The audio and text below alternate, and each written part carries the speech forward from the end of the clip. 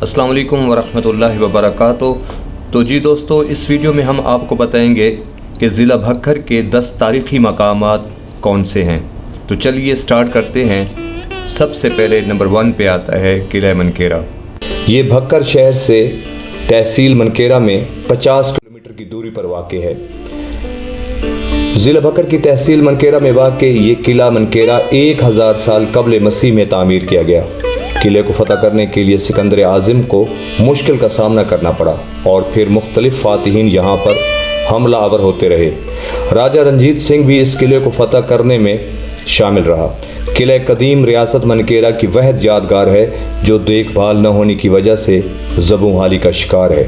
قلعہ منکیرا کے آخری فرما روا نواب سربلند خان سدوزئی کا مقبرہ بھی اسی قلعے کے اندر موجود ہے۔ دوسرے نمبر پہ آتا ہے دلکشا باغ۔ یہ تاریخی باغ بھکر شہر کے قریب مغرب میں دریائے سندھ کے کنارے موجود ہے۔ یہ تاریخی باغ برصغیر کے عظیم مغل بادشاہ جہانگیر کی بیٹی مہر النساء نے لگوایا تھا۔ انہوں نے یہاں کچھ عرصہ قیام کیا، 2 تخت بنوائے اور انواع و اقسام کے درخت لگوائے جن میں کھجور جو ہے نمایاں ہے، جن میں عربی بصرہ اور مدین شامل ہے۔ ان کے علاوہ پھلدار درخت بھی لگوائے۔ ان درختوں میں بعض کی عمر 400 سال سے بھی زیادہ ہے۔ یہ ایک تفریحی مقام ہے۔ تیسرے نمبر پہ قصر زینب۔ بھکر شہر میں موجود قصر زینب سلام اللہ علیہ بھکر شہر کی پہچان ہے۔ یہ عظیم الشان عمارت بی بی زینب سلام اللہ علیہ بنت علی علیہ السلام کی یاد میں تعمیر کی گئی ہے۔ اس عمارت میں روضہ جات، مسجد اور امام بارگاہ موجود ہے۔ یہ تاریخی عمارت دیکھنے سے تعلق رکھتی ہے۔ اگر آپ بھکر تشریف لائیں تو اس مقام کو ضرور دیکھیے گا۔ چوتھے نمبر پہ آتا ہے شیراں والا مندر۔ رگھوناتھ مندر کے 2 شیر جس کی وجہ سے اس مندر کو شیراں والا مندر کہا جاتا ہے۔ اس مندر کے انتظامات 1947 سے پہلے ایک برہمن پنڈت خاندان کے پاس تھے۔ اب اسے درسگاہ کے طور پر استعمال کیا جاتا ہے۔ بھکر شہر میں موجود یہ مندر محلہ ملکاں والا میں واقع ہے۔ 5ویں نمبر پہ ہے مقبرہ بھکر خان۔ میر چاکر اعظم رند کی اولاد میں سے بلوچ خان منکیرا اور بھکر کے مشہور سردار گزرے ہیں۔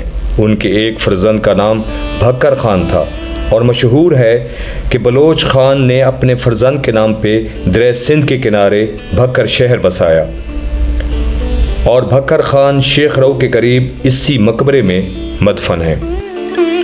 6 نمبر پہ آتا ہے گردوارہ حیدرآباد تھل۔ بھکر شہر سے 80 کلومیٹر جھنگ روڈ پر واقع شہر حیدرآباد تھل جہاں پر یہ تاریخی گردوارہ موجود ہے جو آج بھی اپنی اصلی حالت میں ماضی کی تاریخ کو دہرا رہا ہے۔ حیدرآباد شہر میں سکھ کمیونٹی کافی تعداد میں آباد تھی۔ 1947 کے بعد یہ گردوارہ مقامی لوگوں کی تحویل میں آ گیا جنہوں نے اس تاریخی ورثے کو آج بھی محفوظ بنایا ہوا ہے۔ 7ویں نمبر پہ حویلی لیل رام۔ یہ حویلی بھکر سے 50 کلومیٹر جھنگ روڈ پہ موجود تحصیل منکیرا میں واقع ہے۔ لیل رام منکیرا کے سیٹھ و زمیندار ہندو جنہوں نے یہ حویلی تعمیر کروائی۔ افسوس اس بات کا ہے کہ یہ حویلی مکمل ہی 1947 میں ہوئی۔ یہاں رہنا شاید ان کے نصیب میں نہیں تھا۔ اس کے گیٹ کو بڑی نفاست اور خوبصورتی سے بنایا گیا تھا جن پر مورتیوں کے نشان آج بھی دیکھے جا سکتے ہیں۔ 8ویں نمبر پہ مقبرہ امیرن سلطان۔ یہ مقبرہ بھکر شہر سے 15 کلومیٹر شمال میں علاقہ کوہاوڑ کلاں میں ریلوے پھاٹک کے پاس موجود ہے۔ اس کی تعمیر 200 سال پرانی ہے جو اس خطے کی تعمیرات کی اہمیت کو اجاگر کرتی ہے۔ یہ مقبرہ پتلی ٹائلز، محرابوں اور چاروں کونوں پر بنے قلعے نما مینار اس کی خوبصورتی کو 4 چاند لگا دیتے ہیں۔ یہ مقبرہ انسانی آبادی سے دور ہونے کی بنا پر انتہائی بہتر حالت میں موجود ہے۔ 9ویں نمبر پہ ہے صحرائے تھل۔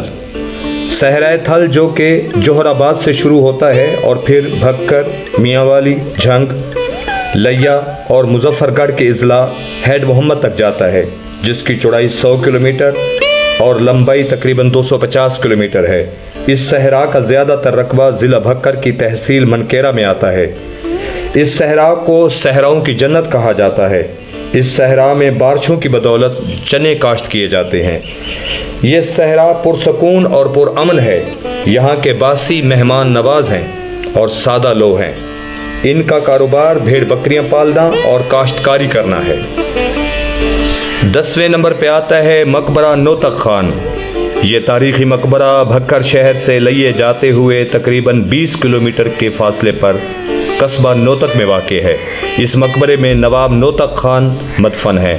یہ مقبرہ انتہائی خستہ حالت میں موجود ہے۔ اس تاریخی ورثے کو سنبھالنا اور اس کی مرمت وقت کی اہم ضرورت ہے، ورنہ ہم ان تاریخی ورثوں سے محروم ہو جائیں گے۔